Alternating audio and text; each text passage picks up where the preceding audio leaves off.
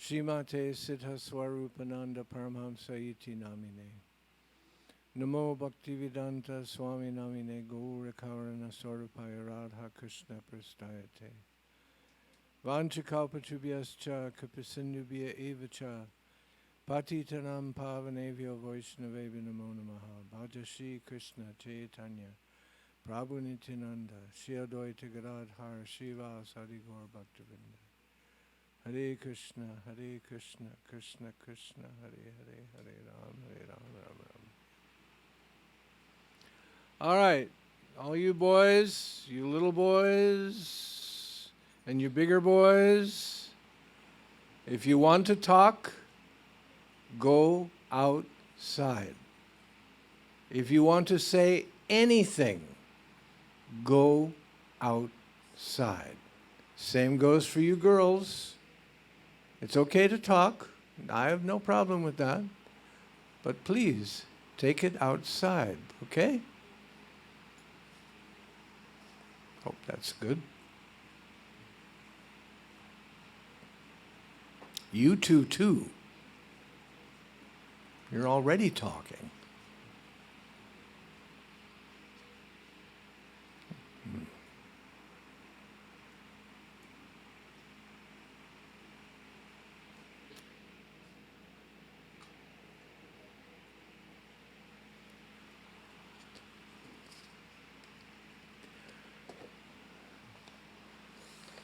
The dogs here are amazing. Case in point, I just spent 3 nights up in Silang, where they have a nice ashram, very nice facilities for devotees, and they have 2 dogs.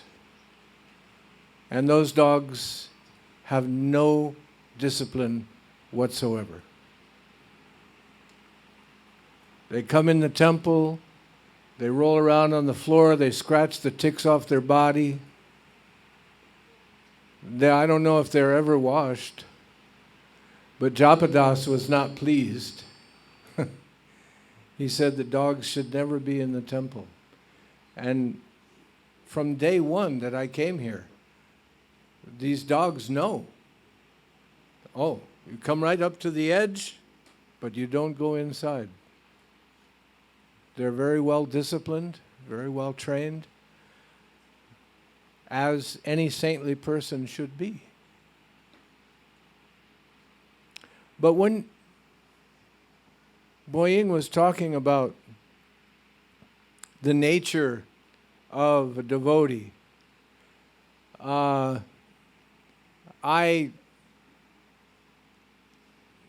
began to think about some of the text from a book called The Heart of Krishna. You can download it as an ebook. It's by Puri Das, who is a godbrother of Bhaktivedanta Swami, and a very, very nice book. I'd like to share a little bit of it with you. This is called The Nature of a True Devotee. Now, you want to know, you are constantly making new friends.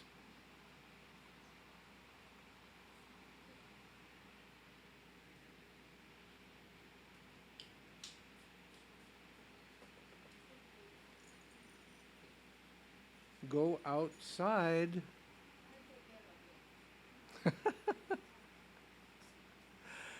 We have a whole bunch of little kids here today. This is not their nature to be quiet and listen. But you can download the book for about, I think, $9 or something, or anyway, it's not very expensive, and it's a very good book. In it, Puri Maharaj says, devotees relish prasad, or food that is offered to the Supreme Lord with love and devotion. And they never refuse prasad from any Vaishnava, regardless of his family background. Here it's not such a big deal, but in many countries, if you are born in a low family, or you are born poor, or your family is, some of your family is a drug addict, or maybe they spent time in jail or whatever, then that reflects on you. And so you may offer someone prasadam, and they may say, oh, no, thank you very much, no. But actually, a Vaishnava will accept prasadam regardless made by another Vaishnava. If they refuse prasadam, this is another form of Vaishnava aparad, or offense at the feet of the Vaishnava. You never refuse prasadam from a Vaishnava. If ever a question arises about whether or not to follow the scriptures or to follow social custom, we should follow the example given to us by previous authorities, the spiritual master, or those who are close to the spiritual master. But in whatever situation we find ourselves, we should always be particularly careful not to allow a disrespectful attitude to Vaishnavas to enter our hearts, to a devotee. We never disrespect a devotee. Even in jest, sometimes, we may look at someone and say, oh, they look like a tree, or they look like a monkey, or they look like a whatever have you. Even something like this is not acceptable for a pure Vaishnava. There is no worse obstacle to our advancement in spiritual life than to denigrate a pure devotee of God, or a Vaishnava. Sri Raghunath Das Goswami has shown that our spiritual life is not limited to the cultivation of God consciousness. He writes in his book, Mana Siksha, or the Scripture of the Mind. Mana is mind. My dear mind, my brother.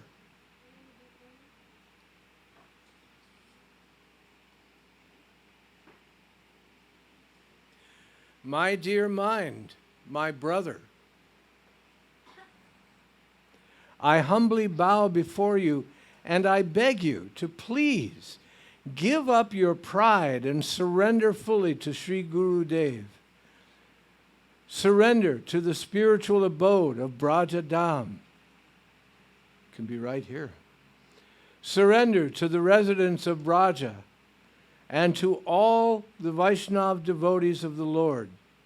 Surrender to the Brahmins, to the holy name of the Supreme Lord, and to the ever-youthful divine couple of blossoming beauty, Sri Sri Gandharvika Giridhari, and in this way quickly develop sublime attachment to them. Now, this may not make a whole lot of sense to you, but when you think of it in the context of how much trouble your mind gives you, like this boy over here, he can't stop laughing because his mind is telling him that something funny is going on, and he's following his mind. Your senses tell you, I want to eat this, I want to do that, I want to go here, I want to have sex, I want to have whatever it might be. Your mind is always telling you. The Vaishnava's mind is telling him, I want to be in Braja. I want to surrender to Krishna. I want to always honor the Vaishnavas. Please, my dear mind, lead me in that direction. Don't lead me into death. Sri Raghunath Das Goswami addresses his own mind in order to speak to us, and his teachings are indispensable to our own spiritual progress. A devotee must remain without pride, like Raghunath Das. Even though he was fully conversant with the esoteric conclusions of pure devotion, nevertheless, he exemplifies proper Vaishnava conduct. Even if a devotee is very elevated, he always thinks of himself as low and meek. We must consistently remember Mahaprabhu's instruction of Trinad api sunichena, that we should feel more humble than a blade of grass. If one thinks of himself as an elevated Vaishnava, then he cannot remain without pride. The desire for fame and adoration, pratisha, will contaminate that person's consciousness. Even they may be dressed like a devotee, they may be chanting Hare Krishna, they may look like a devotee. Nevertheless, this desire for fame and adoration is the witch that will contaminate his consciousness, his mind. If he purposely, for example, if he purposely leaves food on his plate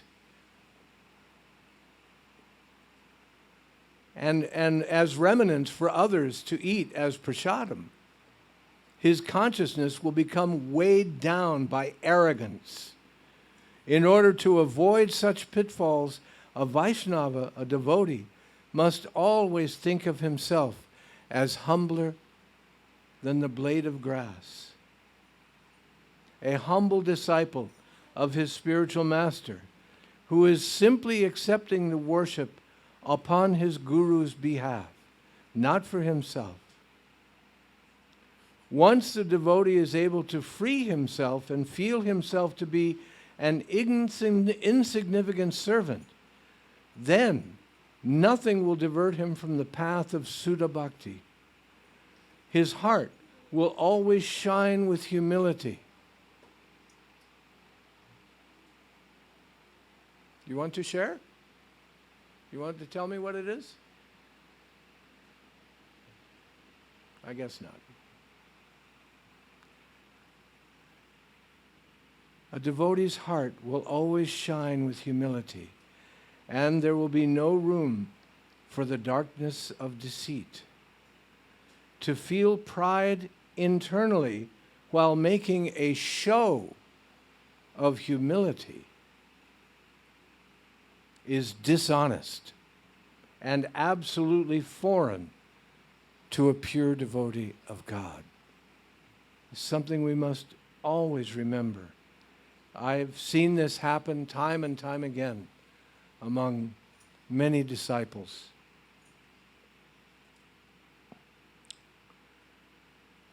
One who has developed pure love for the Supreme Lord, one who is immersed in meditation upon the holy name, whose heart is constantly searching for Krishna while sincerely crying out to him. Such a person is undoubtedly a Vaishnava who can purify the entire world. He has achieved the characteristics of a devotee that's mentioned by Krishna in the Bhagavad Gita. He is nirdvadva, free from indecision and doubt, nitya sattvasta, fixed in his own spiritual identity, and niryoga kshemha, free from the worries of accumulation or bodily maintenance, and atmavan, self-possessed. Under no condition does pride, honor, or even worship affect him. Offering obeisances to everyone, whether animal or outcast, as part of Krishna, is for him a perfectly natural mode of behavior. Offering obeisances to everyone, whether an animal, a drug addict, an outcast, a fool, as being part of Krishna is for a pure devotee perfectly natural, a natural mode of behavior. He spontaneously follows the teaching of Vrindavan Das, who says, this is the essence of the Vaishnava religion, to bow down before every living creature. One who has no taste for such behavior is simply a hypocrite. Do you know what a hypocrite is? Do you know what a hypocrite is? No? Do you guys know what a hypocrite is? A hypocrite is someone who pretends to be one thing, but they're actually something else. They pretend to be learned and holy, but on the side they're seducing little boys or something like that. To offer from the Chaitanya Bhagavata, according to this exalted standard, a Vaishnava will never insult even an ordinary person, any ordinary person, what to speak of another Vaishnava. A devotee is the embodiment and protector of Chaitanya Mahaprabhu's teachings, offering respect to all living entities, knowing that Krishna resides in their heart.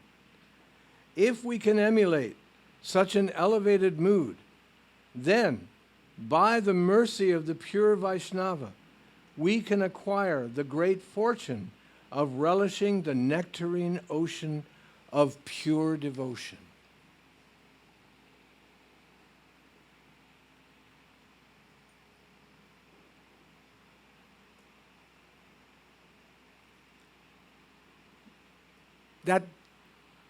Let me be clear, that doesn't necessarily mean that you go out and find the first drunk you can find and bow down before him and offer your obeisances.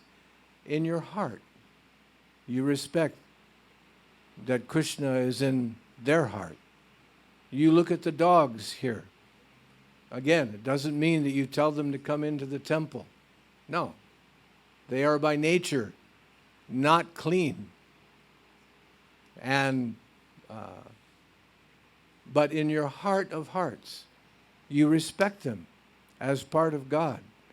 And you especially respect the dogs here because they are absolutely amazing. Holy brothers to our own devotion. And we treat them as such.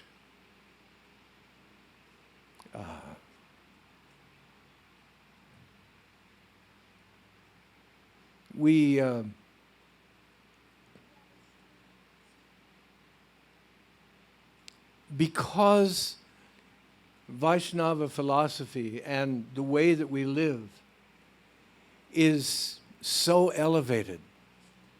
We don't eat meat, we don't eat fish, we don't eat eggs. We offer all of our food that we make to Krishna. We make it for Krishna. We offer it to him with love and devotion. We don't drink alcohol or intoxicants. We don't gamble.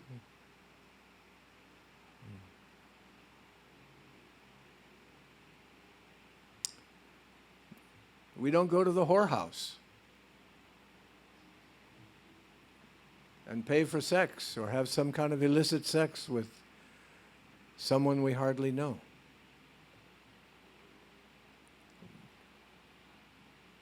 Because of this, because a person who can live that high a lifestyle, it is only natural that the weeds of pride will come into your life. As your devotional creeper grows, if you are not careful, the weeds of pride will begin to choke off your devotion because you begin to feel like, oh, This person eats meat. Ugh. Well, this person drinks beer. Yuck. Or this person is a prostitute. Oh my God, how can I associate with such horrible people? No.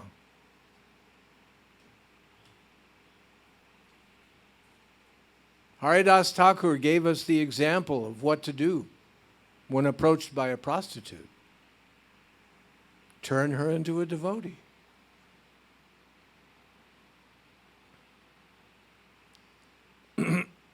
He never said, oh no, get away, go away.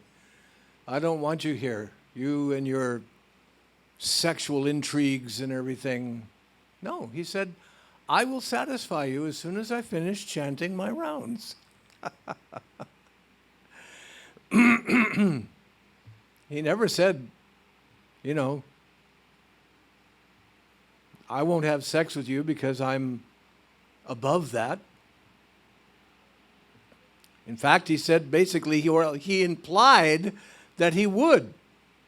Little did she know that when he said, I will satisfy you, he didn't mean sexually, he meant spiritually. So, it is natural that we have a tendency to think we are above the fray. We are above the fools and rascals who run the world and live their life so that they can take some bribe on the side or utilize their power to aggrandize themselves or sit in a bar and drink all night or whatever it might be. Our tendency is to,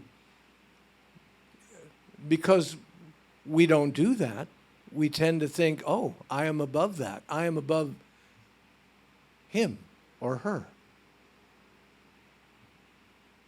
But a real devotee never thinks that way. A real devotee is always lower than the straw in the street, more humble than a blade of grass that people step on. Even the drunks and the drug addicts step on a blade of grass. They are not concerned for their own aggrandizement. They don't accidentally leave food on their plate so that others can have, quote, Mahaprasadam. It is not that a pure devotee will not leave some Mahaprasadam on their plate.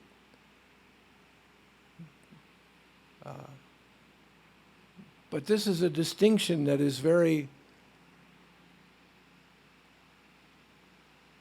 subtle. One person may leave food upon their plate so that other people will think, oh, look at him, he's left prasadam for, his mercy on this plate. Another person will think, this is my guru's service. If I offer something, I'm offering whatever I'm leaving over to my guru. In his heart, he is not thinking that, oh, I will leave so that people may pick of my leftovers. So, the point here is that whether we are dealing with dogs or brothers and sisters, family, friends, anyone, that we try to see them knowing that Krishna is in their heart. This is a wonderful prayer. My dear mind, my brother, I humbly bow before you. You I beg you, please give up your pride and surrender fully to Gurudev. Surrender fully to the spiritual abode of Braja. Surrender fully to the residence of Braja. And surrender to the Vaishnava devotees of the Lord, to the Brahmins, to the holy name of the Supreme Lord, and to the ever-youthful divine couple, Shri Shri Radha Krishna. When you are chanting, there are so many things that can help purify your mind. If you can think of Krishna's pastimes, if you can think of the divine couple and their love for one another and their love for all creation, if you can pray, let my heart and mind be purified by the holy name. This is one of the things that you can actually be thinking while you're chanting. Please let my heart and mind be purified by the holy name. Concentrating on the holy name doesn't mean that you are simply seeing Hare Krishna, Krishna Krishna in your mind's eye. It means you are thinking of Krishna. You're thinking of his lotus feet. You're thinking, how can I serve you? How can I love you? How can I defeat this Maya that is so much stronger than me? How can I defeat my mind that is so much stronger than me? Please, cleanse my heart. Cleanse my mind. Let me take this seriously. Let me come to you. Let me love you. Let me serve you.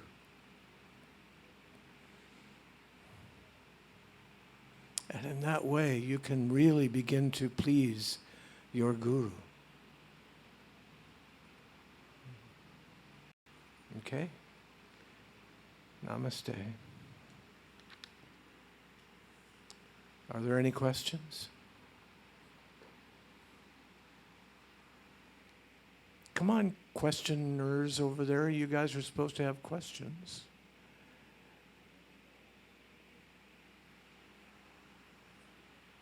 No?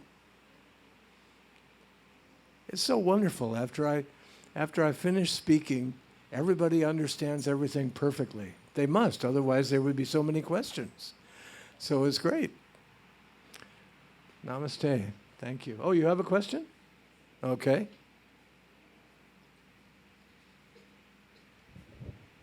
Haribol, namaste. Haribol, namaste. My question is, what is a neophyte in the spiritual life? Neophyte stage in spiritual life, and what is the danger of staying in neophyte stage? Oh, you don't want to stay in the neophyte stage. Kanista Adhikari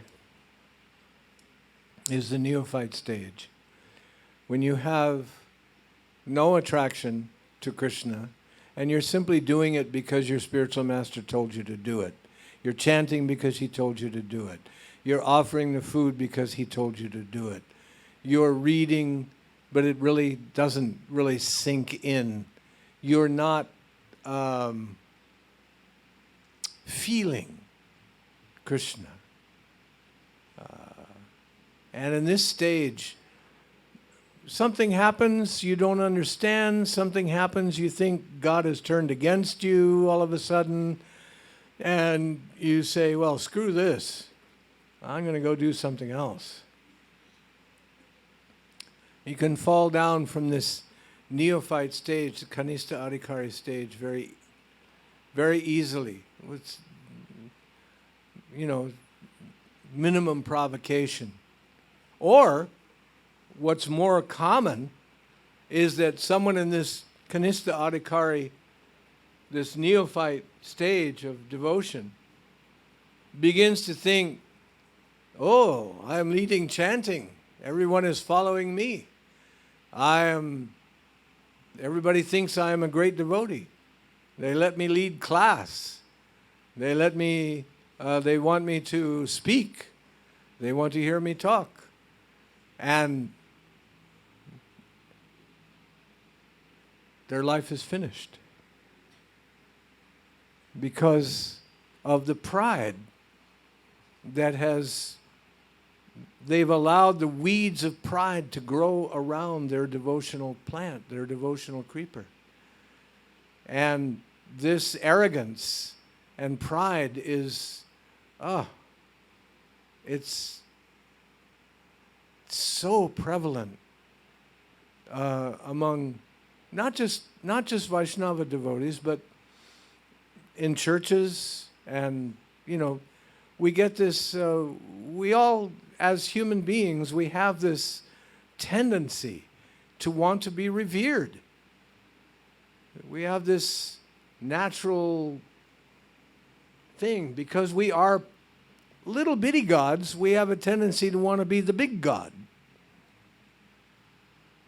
And look at every politician you've ever met. It's the same thing. But when it happens among devotees of God, when it happens among those who are seeking out saintliness, who are seeking to be saintly people and engaging in the service of God, when this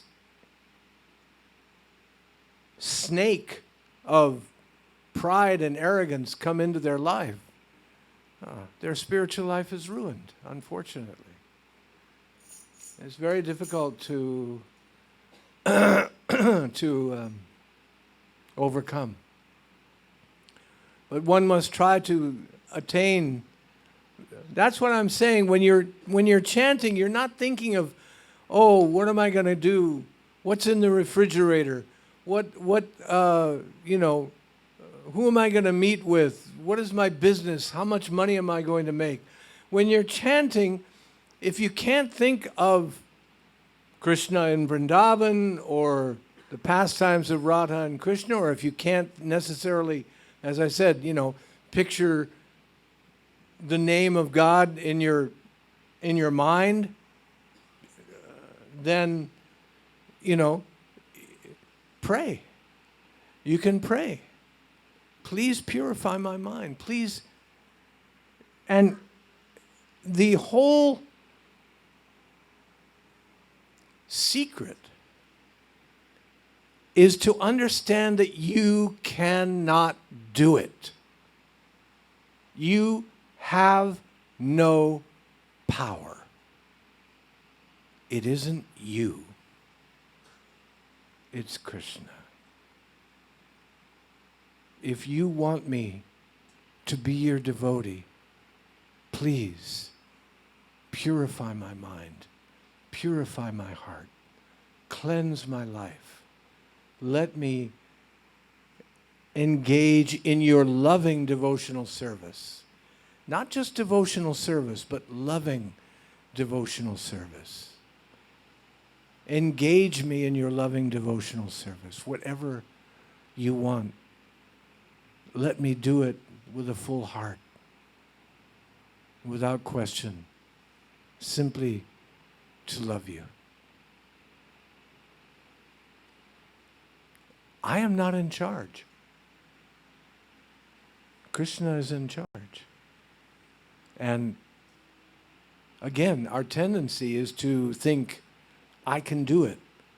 I can follow the four-legged principles. I can become a Madhyamadikari. I can become an Uttama Adhikari. I can become a pure devotee like that. If I just got to put my mind to it.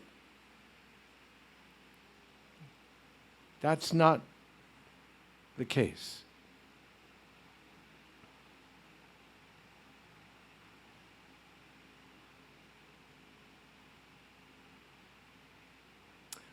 Did I answer your question? Are there any other questions? Yes, ma'am.